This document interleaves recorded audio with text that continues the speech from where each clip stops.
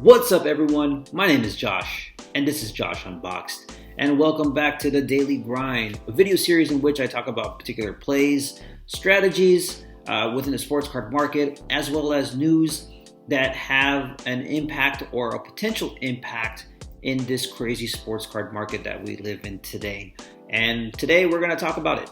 We're going to talk about the trade that happened recently in the NBA, the Brooklyn Nets getting James Harden, and how this impacts the card market in general for those involved.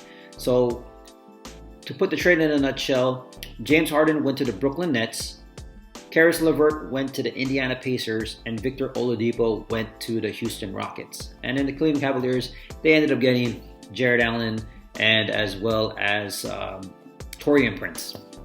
But we're going to talk about some of these players today. In particular, I wanted to talk about just two of them, James Harden and Karis Levert, because when I did my research, those are the two guys that I saw that had a significant bump in their price. So this is all reactionary. Usually when a trade happens or when news happens, the market shifts and everyone gets so crazy and hyped up and excited with the potential of what can happen. And in this case, the reason why I feel that the impact was only mainly due to Harden and Levert is because with Harden going to Brooklyn now, he has nowhere else to go but up, because obviously when he was with the Houston Rockets, this year in particular, he wasn't really doing too well. He came in out of shape. He didn't really want to be there. So hopefully a change in scenery excites him and allows him to be that 30-point scorer again that he was back in Houston. And then for Karis Levert, he's going into the situation in which he's going to the Indiana Pacers now. He was coming off the bench in Brooklyn, playing with Kevin Durant and Kyrie Irving, so he couldn't really handle the rock and really show out and play like how we saw him play in the bubble when Kyrie was not there. As for him going to the Pacers, it remains to be seen whether he's going to start or come off the bench. That I'm not 100% certain of how they're going to handle that situation with him. But we're going to go ahead and look at the data. I did pull up a couple of things here. I pulled up James Harden's Topps 2009 rookie card. I did the PSA 9 because the PSA 10, there's so little, the pop is so low in that, and it's not really often traded. And when I looked at the PSA 10, I saw that the prices really didn't fluctuate. It was like still selling for around $2,000, $2,200, $2,300. So not really much of a shift. However, the PSA 9 is the card that created a shift. Now we're looking at here. We're looking here at this one here is January 13th. We see here $599, so about $600 sold. Here's $615, $675, $624, $649, and then you see this is $500. So you're wondering what happened from here to here. Well, look at the time. This is 1:54 Pacific time, 1:39 Pacific time. Around this time frame here is when the announcement was made that James Harden was traded to the Brooklyn Nets. And as you can see how the reactionary market worked, these people jumped on it quick and they bought the lowest buy it nows that they could find as soon as they heard the news that he might possibly be traded, even though it wasn't officially announced yet.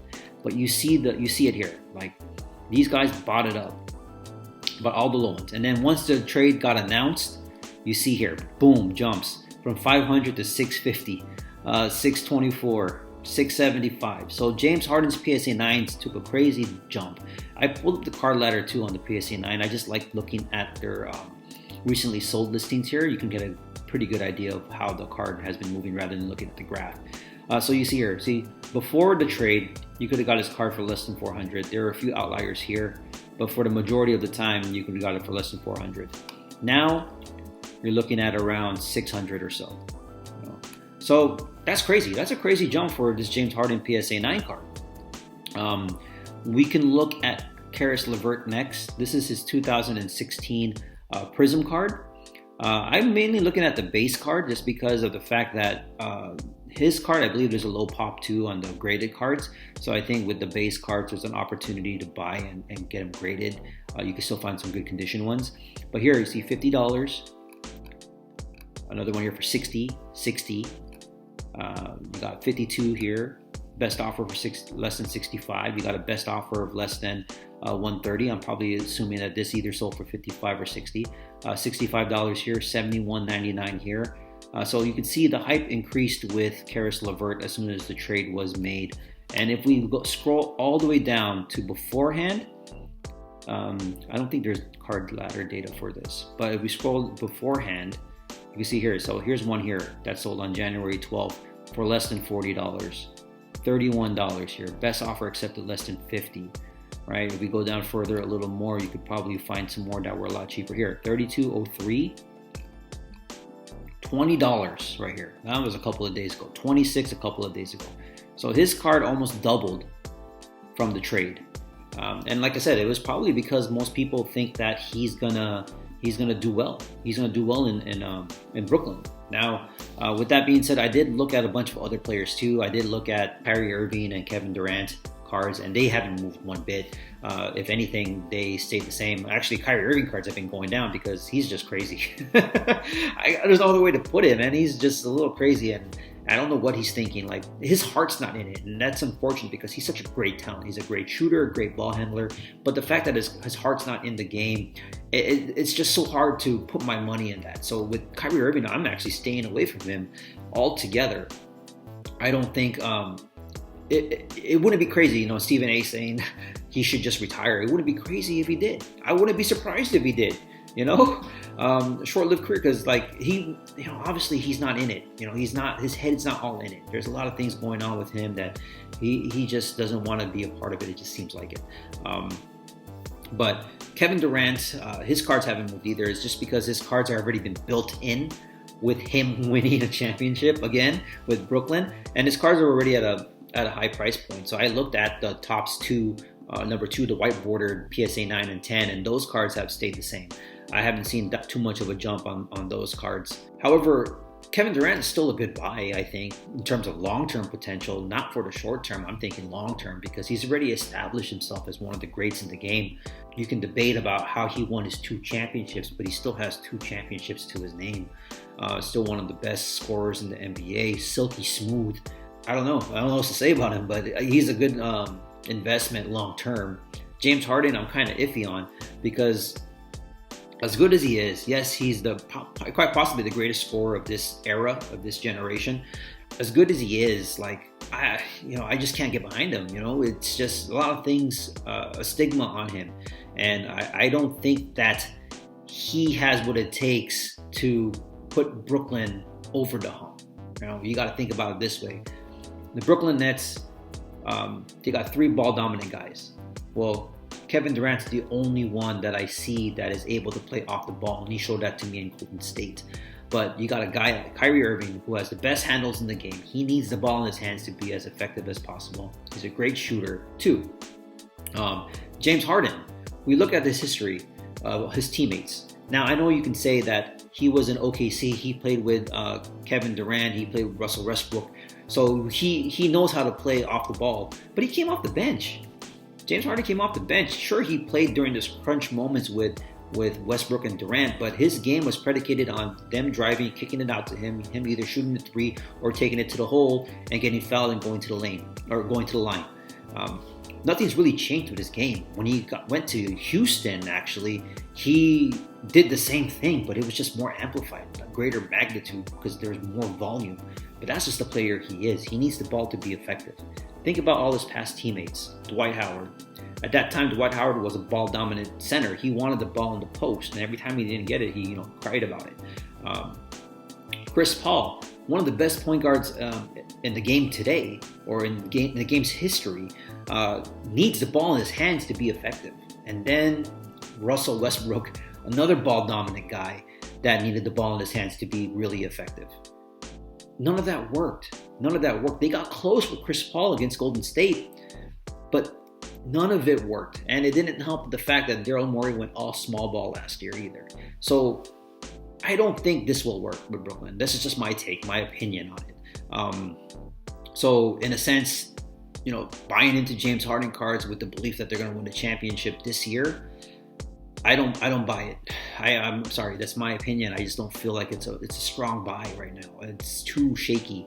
I'll tell you when I might look into him. I might look into him in this offseason once everything settles and we see them, depending on where their standing is in the Eastern Conference and how they do in the playoffs. But I think once they get eliminated, we'll see a dip, and then the excitement will build up again once we get closer to the season. So off season, I'm going to look into seeing how James Harden cards kind of trend down, or if they do trend down. As for like Karis Levert and on the Pacers, I still feel like it's Domantas Sabonis' team. I think Domantas Sabonis is the better talent. I think he's going to lead the Pacers for the next couple of years. He's really good. He is really, really good. So if you were to ask me if I'm going to put my money on either Levert or Sabonis, I put my money on Sabonis. And I bought his courtside select card, and I think that's something that I'm probably going to hold on to for a little bit. But I believe in Sabonis, and especially if they end up trading Miles Turner, then I think it's all go for Sabonis after that. As for the Houston Rockets and Victor Oladipo, nothing really changes with him. He's going from the Pacers to the Rockets, and I think his situation doesn't change. If anything, doesn't get better, because he's with John Wall, who needs the ball in his hands, and he's with Christian Wood.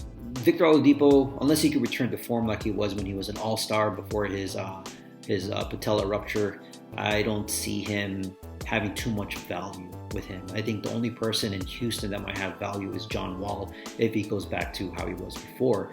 Christian Wood cards are already priced too high, in my opinion. I think he's overvalued for what he provides in the game. And then, well, we talk about the Cleveland Cavaliers. Jared Allen, I'm not buying him. He's just your traditional big man. I don't see him having any value whatsoever, even if they trade Andre Drummond. I don't think he has much value. If they trade Andre Drummond and Kevin Love, still, this Cleveland is Darius Garland and Colin Sexton's team. Those guys are going to lead that team for the next few years, next 2 or 3 years or so, before new talent comes in, or if they get traded, or if they sign somewhere else in free agency. So I don't really see much change in the landscape for that. So basically, the two guys that really do have an impact on their cards is just James Harden and Karis Levert. Other than that, that's pretty much it. I feel that there may be some value with some of these guys, with John Wall in particular. Domantas Sabonis I still think is a good play, although his Prizm PSA 10s are already too high. So I'd probably look into other areas, maybe some of the select cards, or his optic card, because that's a nice looking card as well.